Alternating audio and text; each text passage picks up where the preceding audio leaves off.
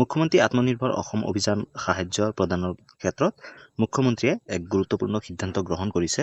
অসম কেবিনেটত এই সিদ্ধান্ত গ্ৰহণ কৰা হৈছে যে কিমানজন কেণ্ডিডেটে বা কিমানজন এপ্লিকেণ্টে এই সুবিধা লাভ কৰিব প্ৰথম কিস্তিত আৰু কিমান টকাকৈ লাভ কৰিব আৰু ইয়াৰ পিছত কি কৰিব লাগিব সবিশেষ এইটো ভিডিঅ'ত আলোচনা কৰিম। তো ভিডিঅ'টো স্কিপ নকৰাকৈ চাব আৰু শেষলৈ চাব। ভিডিঅ'টো যদি ভাল লাগে প্লিজ লাইক কৰি দিব, চেনেলত নতুন হ'লে ছাবস্ক্ৰাইব কৰি দিব।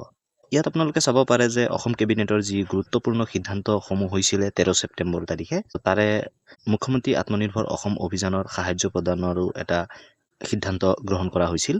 ইয়াত প্ৰথম সিদ্ধান্তটো এইটোৱে হৈছিলে যে মুখ্যমন্ত্ৰী আত্মনিৰ্ভৰ অসম অভিযানৰ পৰিচালনা সমিতিয়ে ইয়াৰ প্ৰথম বৈঠকত এই অভিযানৰ অধীনত 174 পেছাদাৰী প্ৰাৰ্থী, 25,064 সাধাৰণ শ্ৰেণীৰ প্ৰাৰ্থীসহ মুঠ 25,238 হিতাধিকাৰীক অনুমোদন জনাইছে।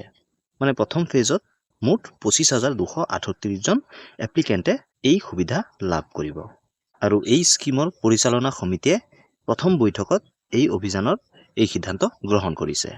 ছেকেণ্ড ফেজত বাকী যি আছে সেইসমূহ ফিল আপ কৰিব। আৰু ইয়াৰ দ্বিতীয় সিদ্ধান্ত হ'ল যে 3 দিনীয়া বাধ্যতামূলক প্ৰশিক্ষণ সম্পূৰ্ণ কৰাৰ পাছত পেছাদাৰী প্ৰাৰ্থীসকলে প্ৰাপ্ত কৰিব 2.5 লাখকৈ টকা আৰু সাধাৰণ হিতাধিকাৰীসকলে প্ৰথম কিস্তিৰ 1 লাখ টকাকৈ লাভ কৰিব। মানে যিসকলে এই আঁচনিৰ এপ্লাই কৰিছিলে সিহঁতে বাধ্যতামূলক 3 দিনৰ এটা প্ৰশিক্ষণ ল'ব লাগিব। ইয়াৰ পিছত যি পেছাদাৰী প্ৰাৰ্থী আছে, ডক্টৰ হওক ইঞ্জিনিয়াৰ হওক, সিহঁতে 2.5 লাখকৈ টকা পাব আৰু যি জেনেৰেল কেটেগৰীত পৰে, যিবিলাক সাধাৰণ হিতাধিকাৰী আছে, প্ৰথম কিস্তিৰ 1 লাখকৈ টকা লাভ কৰিব। ছেকেণ্ড কিস্তিটো পিছত যেতিয়া আহিব তেতিয়া ভিডিঅ'ৰ মাধ্যমেদি আপোনালোকক জনাই দিম। আৰু এই টকা কেতিয়া সোমাব, কেতিয়া ট্ৰেইনিং হ'ব সেইটো বিষয়ে যেতিয়াই সিদ্ধান্ত হ'ব মই ভিডিঅ'ৰ মাধ্যমেদি আপোনালোকক জনাই দিম। তাৰ কাৰণে চেনেলটো ছাবস্ক্ৰাইব কৰি থ'ব।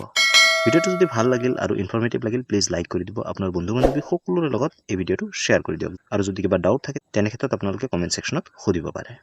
ধন্যবাদ। জয় অসম।